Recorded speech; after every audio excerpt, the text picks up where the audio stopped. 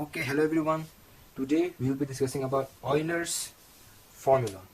And as you can see at the top, this is Euler's formula. E to the power ix is equal to cos x plus I sin x, where E is our Euler's constant and I will be our iota, that is square root of I. So the question that arises is, why is e to the power ix cos x plus I sin x? Well, for that we will go to the proof. Now for the proof we will be using Taylor's series. E to the power x is, as we know it from Taylor's series, 1 plus x squared by 2 factorial plus x cubed by 3 factorial plus x to the power 4 by 4 factorial plus so on till infinity. So if e to the power x is 1 plus x squared plus x cubed by 3 factorial plus x to the power 4 by 4 factorial, then what will be e to the power ix? What will be e to the power ix? Well, we will just replace the x in the above expression with ix's. So it will become ix whole cubed by 3 factorial plus ix whole to the power 4 by 4 factorial plus ix whole to the power 5 by 5 factorial and so on till infinity. Now, our next step will be simplifying the powers of I. Simplifying the powers of I. So ix will be ix. Now I squared. We know that I is equal to square root of minus 1. So what will be I squared? I squared will be minus 1. So we will put a minus 1 here, so it will be minus x squared by 2 factorial. X cubed will be I times x squared. X squared is minus 1. So I times minus 1 will be minus I. So this will be minus I x cubed by 3 factorial. I to the power 4 will be I squared whole squared. I squared is minus 1. We square it. What we get is a 1. So this will be x to the power 4 by 4 factorial. Now I to the power 5 will be I times I to the power 4. I to the power 4 is 1. So I times I to the power 4 will just be I. X to the power 5 by 5 factorial plus so on to infinity. Now we'll separate out the constant terms and the terms that have I in it. So the constant terms will be 1 minus x squared by 2 factorial plus x to the power 4 by 4 factorial minus x to the power 6 by 6 factorial plus x to the power 8 by 8 factorial. We can see the pattern here and so on. Now for the numbers that have I in it, we'll take the I common. We'll factor out the I, and what will be left with is x minus x cubed by 3 factorial plus x to the power 5 by 5 factorial minus x to the power 7 by 7 factorial plus x to the power 9 by 9 factorial and so on. We can again see the pattern. But as we know from our Taylor series, that this thing right here represents the cos of x according to Taylor series, and this thing right here, x minus x cubed by 3 factorial and so on, represents our sine function according to Taylor series. So if we plug this value in, what do we get? We get cos x plus I times of sine x is e to the power ix. That is what we wanted to prove. Now next up is the geometrical interpretation of Euler's formula. Okay, so let's move on to Euler's formula, geometrical interpretation. So before we move on, let's look at some basics.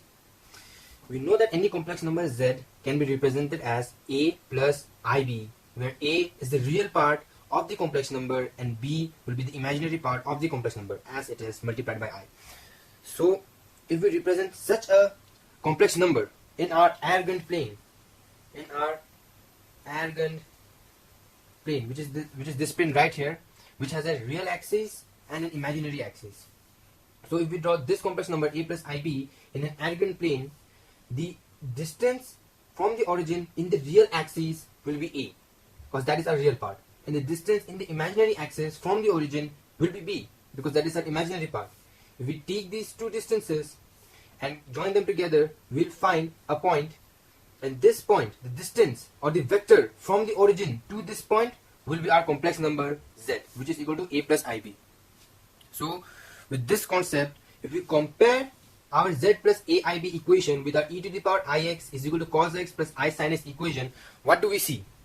we see that our z represents e to the power ix in here. Our a is the cos x, or the real part is the cos x, but the imaginary part is the sin x. So if we draw this complex number e to the power ix in the eigenplane, how will it look? Well, like here, the distance from the origin in the real axis is a. So here the distance from the origin in the real axis will be cos x, because that is our real part, cos x, and the distance in the imaginary part will be sin x. Now, if we extend these 2 points right here, they intersect right here, and a vector from the origin to that point, represents our z, and z in this case is e to the power ix. So this vector right here at this till this point represents our e to the power ix. And of course, if this is sin x, this distance will also be sin x. So what will be the length of this vector from the origin till e to the power ix? Well, to find that out, we will use our Pythagoras theorem. That will be square root of the perpendicular plus the square of the base is equal to our hypotenuse. The square root of the square of the perpendicular and the square of the base will be our hypotenuse. So this will be cos square x plus sin square x square root, which is equal to square root of 1, which is equal to plus or minus 1. But the magnitude will be, of course, 1. So this distance will be 1 units. But of course, our x belongs to any real number. X is an arbitrary value, can belong to any real number. But the distance is always coming out to be a constant, that is plus or minus 1. So what does it mean? We'll go to that later, but first let us see another thing. If we consider this angle as phi,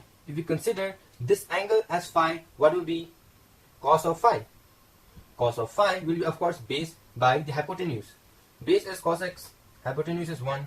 So cos phi is equal to cos x, or phi is equal to x.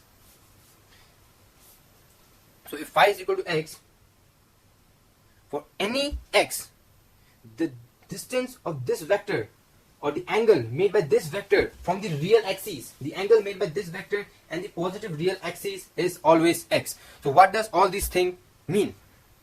All these things mean that if I give you any x, say x is equal to pi by 3, which will be 60 degrees. X is equal to pi by 3, which is equal to 60 degrees.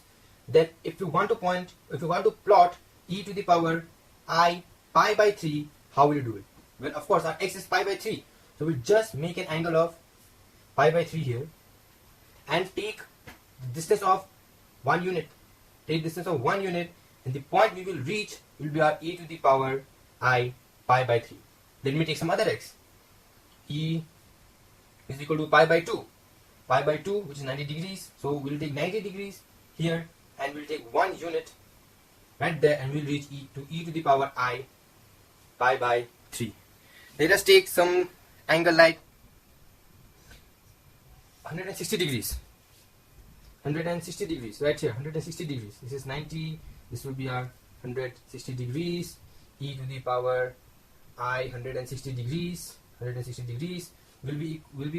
lie right here, and so on and so forth. If we take all the possible values of x in the real axis, we'll end up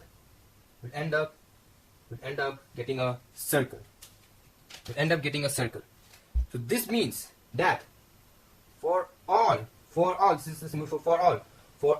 x that belong to the set of real numbers,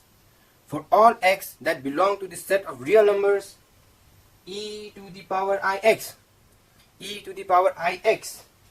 will lie